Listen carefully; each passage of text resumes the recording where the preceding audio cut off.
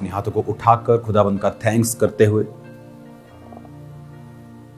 उसकी सामर्थ के लिए, उसके अभिषेक के लिए, उसके वचनों के लिए आपकी लाइफ आज सेम ना रहे। खुदावंद का आत्मा आपको हील करे और डिलीवर करे और आपकी लाइफ को सेम ना रहने दे। वो बड़े बड़े कार्य आपकी जिंदगियों में करे। प्रभु यीशु मसीह के पवित्र नाम में हम मांगते हैं, आमीन आमीन। मैं ये चाहता हूं कि आज जब आप इन वचनों को सुनेंगे, अपने हार्ट को ओपन रखें, अपने दिल को खुला रखें कि परमेश्वर का आत्मा इन वर्ड्स के जरिए से वो आपसे बात करे। जब वचन हम सुनते हैं तो वचन, बाइबल कहती है, ये सांस पाया हुआ, जिस तरह परमेश्वर ने आदम के अंदर सांसों को फूका था और वचन कहता है कि वो जीवित प्राणी बन गया था, उसी रीति के साथ बाइबल कहती है ये वचन भी उसी तरह से सांस, परमेश्वर का जीवन पाए हुए हैं। तो बाइबल कहती है जब हम इन वचनों को सुनते हैं और अपनी लाइफ में इन्हें पढ़ते हैं तो एक्चुअल में हम अपनी लाइफ को इनहेल कर रहे होते हैं। हम परमेश्वर के जीवन को अपने अंदर ले रहे होते हैं। इसीलिए जब लोग चर्च में जाते हैं, जब लोग क्रिश्चियनिटी में आते हैं, तो लोग बोलते हैं कि ये ऐसे कैसे इनका जीवन बदल गया, इनको बहुत सारा पैसा मिला होगा।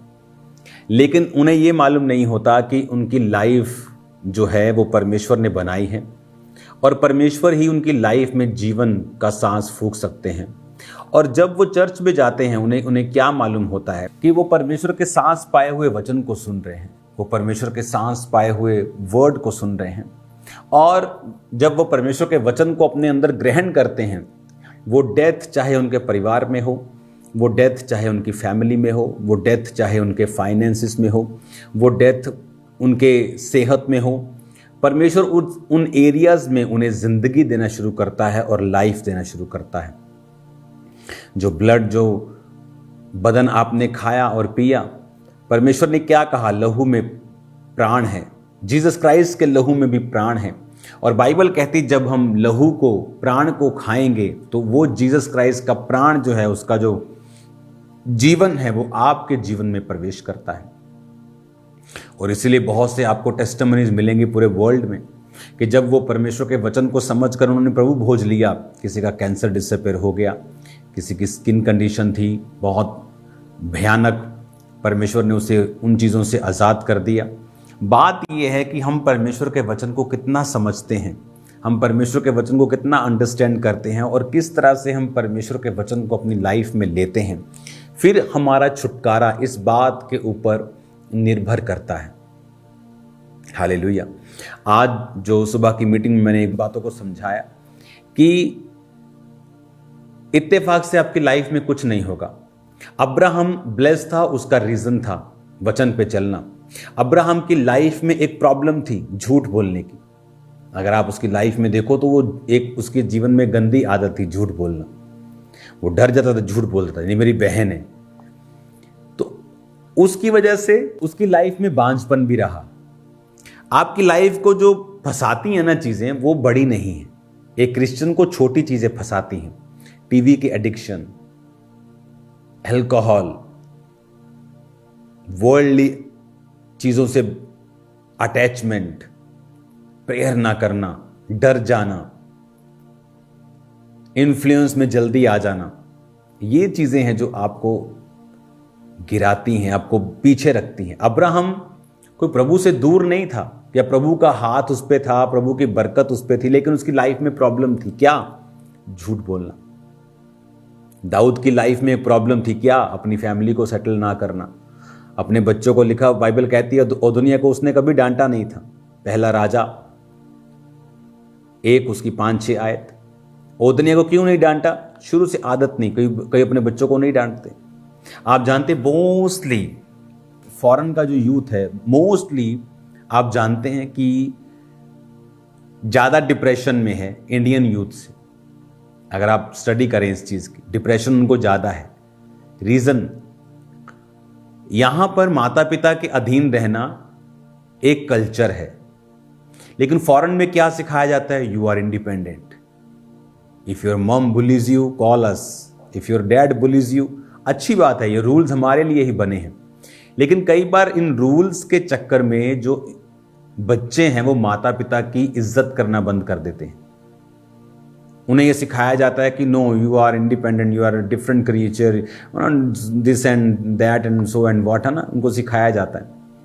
और मैंने तो यहाँ भी सुना है कई कई देशों में तो माता पिता से अटैचमेंट को तोड़ा जाता है कि आपका बच्चा यहाँ आ रहा है, हम ट्रिप पे जा रहे हैं, बच्चे को कॉल मत कीजिए। तो रीजन क्या होता है कि बच्चे माता पिता की इज्जत नहीं कर पाते। जब इज्जत नहीं करते तो एक श्राप उन पे रहता है। हर देश का अलग कहानी है, हर एरिया की अलग कहानी है। कहीं कहीं व्यभिचार बहुत ज्यादा है, कहीं शराब बहुत ज्यादा है, कहीं व्यभिचार का शराब का मसला नहीं है, कहीं मूर्ति पूजा का मसला बहुत बड़ा है, कहीं पैसे का मसला बहुत बड़ा है, कहीं ईमानदारी है, चोरी नहीं करते, झूठ नहीं बोलते, वहां पर व्यभिचार का मसला है। तो हमें यह देखना है कि परमेश्वर का वचन कहां शैतान कोशिश कर रहा है कि हमारी लाइफ में पूरा ना हो और वो अपने अटैक और अपनी चीजों से हमारी लाइफ में एंटर करे। अब्राहम की लाइफ में कितनी बरकत थी, लेकिन प्रॉब्लम ये थी वो झूठ बोलता था। झूठ बोलने की वजह से प्रभु ने उससे कहा कि अब्राहम मेरी उपस्थिति में चलता जा और सिद्ध होता जा। और देखो वही प्रॉब्लम इसहाक में थी। Rebecca was absolutely fine, but उसे भी 20 साल बांझपन का सामना करना पड़ा, जो उसके बाप को करना पड़ा। बाप के पास फाइनेंशियल बरकत थी, उसके पास भी बरकत थी। आपको फिर ये मालूम होना चाहिए कि दीज आर द स्पिरिट्स, ये स्पिरिट्स हैं, ये एक फाइट है, ये एक स्पिरिचुअल फाइट है। नहीं तो अब्राहम के बेबी नहीं हुआ तो इसहाक के भी 20 साल बेबी नहीं हुआ। तो ये स्पिरिट्स किस तरह से आती है? ये कमियों से आती हैं। हमें अपनी लाइफ की कमियों को देखना होता है। एक फैमिली में एक कमी है तो वो कमी उसके बच्चों में भी जाकर प्रवेश करती है। जब वो व्यक्ति समझ जाते हैं कि ये कमी श्राप को भी साथ में लेके आ रही है और साथ उन सिम्टम्स को भी लेके आ रही है, तो आप फिर डिस्कनेक्ट करते हैं अपने आप को वर्ड से, आप डिस्कनेक्ट करते हैं परमेश्वर के साथ अपने आप को जोड़ के। फिर आप देखते हैं कि परमेश्वर का आत्मा आपकी लाइफ में काम कर रहा है। प्रभु ने कहा अब्राहम तू ठीक है, लेकिन तू उपस्थिति में चलो और सिद्ध हो। सिद्ध नहीं है तू। और जब सिद्ध हुआ, स्पिरिचुअल आइज ओपन हुई, तो दूत दिखने शुरू हुए। पहले बंदे शायद उसे लगते होंगे, अब उसे दूत लग रहे थे कि ये दूत हैं। दूतों को पहचाना, खाना खिलाया, उन्होंने कहा अगले साल हम आएंगे तो तेरी पत्नी का पुत्र होगा। पत्नी हंस रही थी, उसे यकीन नहीं था कि ऐसे कैसे हो सकता है, मेरे पीरियड्स बंद हो गए, अब ये 99 साल का बुढ़ा हो गया, अभी क्या होगा। बट परमेश्वर ने उसके शरीर को नया किया। रीजन वचन को समझना। रीजन हमें अपने देश के हिसाब से नहीं चलना है, अपने आज के कल्चर के हिसाब से नहीं चलना है। Bible is enough for all. ये आज कल परसों 10,000 साल भी अगर प्रभु यीशु ना आए, अगर कल आ जाएं, ये तब तक काम करेगी और परफेक्ट काम करेगी। ये व्यवस्था ताई हुई है, इसका वचन ताया हुआ यानी परखा हुआ है। ये वचन सिद्ध है, इस पे चलना पड़ेगा। नहीं चलेंगे तो नुकसान है, चलेंगे तो फायदा है। परमेश्वर ने कान पकड़कर चलाना नहीं है, चलना हमने खुद है। वो जबरदस्ती नहीं करता, वो जेंटल परमेश्वर है। इसलिए आज बहुत सारे लोग कर्सिस में जीवन बिता रहे हैं। कोई माता पिता की इज्जत नहीं करता। माता पिता को बोला गया कि बच्चों के साथ सख्ती ना बहुत ज्यादा करें। हर एक व्यक्ति जब वचन के ऊपर चलेगा तो लाइफ अपने आप हेवन होती जाएगी और ब्लेस्ड होती जाएगी। और अगर हम नहीं चलेंगे तो हम फिर क्या स्ट्रगल का सामना करते हैं, और वो स्ट्रगल परमेश्वर नहीं देता, वो हमारा अपना ही पैदा किया हुआ, या हमारी इग्नोरेंस से पैदा होता है कि हमें वचन का मालूम नहीं, या उस पर ना चलना। कोई बंदा नहीं जानता कि ये ब्लेड है, उसने लाइफ में कभी कुछ देखा नहीं, तो ये थोड़ी कि ब्लेड पे अपना हाथ मार देगा तो ब्लेड नहीं काटेगा, किसको मेरा पता नहीं। कोई इग्नोरेंस में हाथ लगा देगा तब भी वो कटेगा, कोई जानबूझ के पंगा लेगा तब भी वो कटेगा। तो वचन ना मालूम हो तो शैतान काम करेगा ही। कोई इग्नोरेंस में करेगा तो या वो अनाज्ञाकारिता में करेगा। ये तो सिचुएशन पे निर्भर करता है। तो वर्ड को समझें, वचन खुद पढ़ें, वचन खुद समझें, स्टडी करें। अब्राहम की लाइफ में ये बरकत थी, क्यों थी?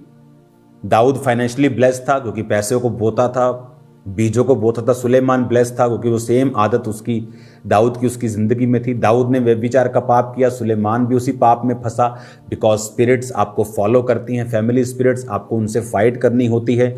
फेलियर स्पिरिट्स के साथ, डाइवोर्स स्पिरिट्स के साथ, एक्सीडेंट स्पिरिट के साथ, सिकनेस स्पिरिट के साथ जो आपकी फैमिली से चलती हैं। और एक ही तरीका है उनके साथ डिस्कनेक्टेड होने का, वर्ड पर चलना, प्रभु के साथ अटैच रहना, अपने आप को उस किंगडम से हमेशा डिटैच रखना, अलग रखना, अलग प्रेयर में रहना, परमेश्वर के साथ पवित्रताई में जीना, प्रार्थना में जीना और भक्ति का जीवन बिताना और स्पिरिचुअल जीवन बिताना।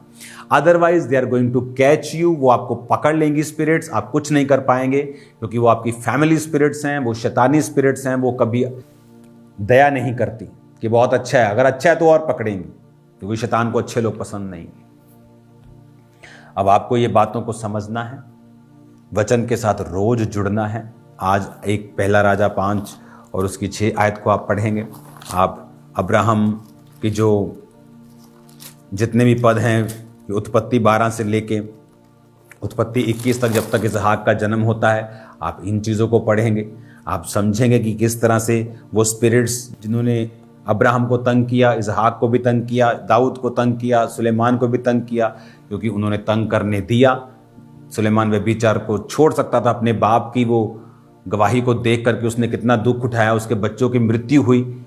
लेकिन इट्स अ पर्सनल चॉइस कि आप प्रभु पे चलना चाहते हैं कि नहीं चलना चाहते हैं। आप अच्छी चीज़ों को फॉलो करें, अच्छी टेस्टिमनीज को फॉलो करें, आपकी लाइफ कभी भी सेम नहीं होगी। अगर आप वचन को ध्यान से पढ़ें तो एक एक चीज़ जो बाइबल में लिखी है उसका बहुत बड़ा मीनिंग है। मैं आपको पढ़ाता हूं। इसी पहले राजा की जब मैं आपसे बात कर रहा हूं, दूसरे शमूएल के बाद आता है ये, तो इसमें लिखा है कि दाऊद, पहला राजा 1 उसकी 1, दाऊद बहुत बूढ़ा पुरनिया हो गया, उसको कपड़े उड़ाए जाते थे तो भी गर्म ना होता था। उसके कर्मचारियों ने कहा, प्रभु राजा के लिए कोई जवान कुंवारी ढूंढी जाए जो उसके सम्मुख रहकर उसकी सेवा करे, उसके पास लेटे। प्रभु राजा को गर्मी पहुंचे, तब उसने समस्त इजरायली देशों में सुंदर कुंवारी ढूंढते ढूंढते अभिषेक नामक शुनेमवासी कन्या को पाया और राजा के पास ले आए। बहुत सुंदर थी वो, राजा की दासी होकर उसकी सेवा करती रही, परंतु राजा ने उसके साथ सहवास नहीं किया, राजा उसके साथ सोया नहीं, गलत काम नहीं किया। क्यों? अब दाऊद को एक्सपीरियंस हो चुका था कि ये सहवास करना, सेक्स करना, ये सोना, ये it's not A only physical thing, ये स्पिरिचुअल थिंग भी है। क्योंकि आप एक तन और एक स्पिरिट, एक मन हो जाते। कहता है जो प्रभु के संगति में रहता है उसके साथ एक आत्मा हो जाता है। जो वैश्या की संगति के साथ रहता है वो भी एक हो जाते हैं। मनुष्य अपने माता और पिता से अलग रहेगा और अपनी पत्नी से मिला रहेगा, वो एक तन होंगे।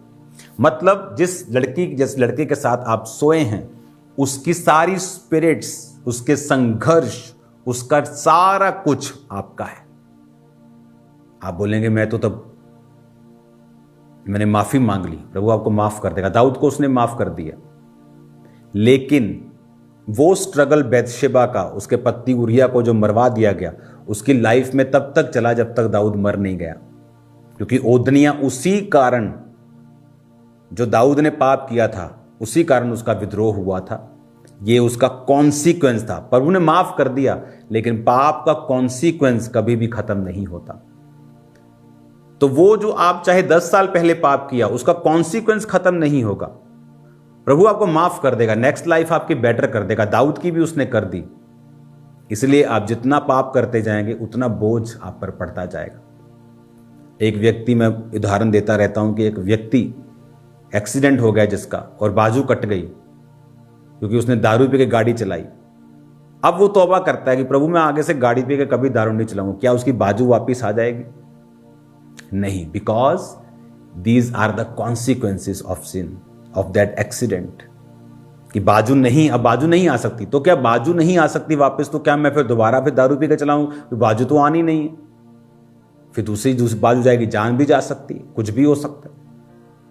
इसका मतलब ये नहीं कि कॉन्सिक्वेंस उसकी लाइफ में है तो अब वो पाप करता रहे, अब और ना कुछ बुरा हो, अब आगे बढ़े, प्रभु आपको ब्लेस करेगा। वचन के साथ जुड़े रहें।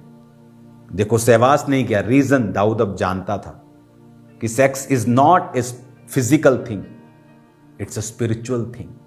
ये 2 मिनट का मजा नहीं है, ये सदा की स्पिरिट दे के जाएगा जो मुझे मरते दम तक साथ रखनी होगी। इसलिए जब वचन को जानते हैं वो इस पाप में नहीं फंसते। जो नहीं जानते हैं वो फंसते और सॉरी बोल देते और लगता है खत्म हो गया, खत्म हो गया, बट खत्म नहीं हुआ। God bless you all. अपने हाथों को उठाओ। मैं आपको ब्लेस करता हूं, आपकी हीलिंग के लिए प्रार्थना करता हूं, आपके डिलीवरेंस के लिए प्रार्थना करता हूं, आपको आशीषित घोषित करता हूं। आपकी लाइफ सेम नहीं है, इन जीसस नेम। आमीन। God bless you all. यहाँ पर बहुत तेजी से काम चल रहे हैं। प्रेयर माउंटेन कंप्लीट हो चुका है, चर्च अब कंप्लीट हो रहा है, बाइबल कॉलेज को 500 कैपेसिटी में हम लेके जा रहे हैं, क्योंकि परमेश्वर ने आने वाले दिनों में मुझे शेपर्ड्स खड़े करने के लिए बोला है, जो लोगों के घरों में विजिट करेंगे, प्रेयर करेंगे। जिस तरह काउंसलिंग टीम है आज, जो एक तरह का शेपर्ड का काम करती है, लेकिन ये टीम डेडिकेटली लोगों के घरों में जाएगी और एक सॉफ्टवेयर के साथ उनके साथ अटैच भी रहेगी, ताकि हम एक झुंड बनकर परमेश्वर का काम कर सकें। अपने बीजों को बोना नहीं भूलना है, क्योंकि आपके जो बीज हैं, स्पेशली जो आप लोगों के, वो बाइबल कॉलेजेस में काम आ रहे हैं।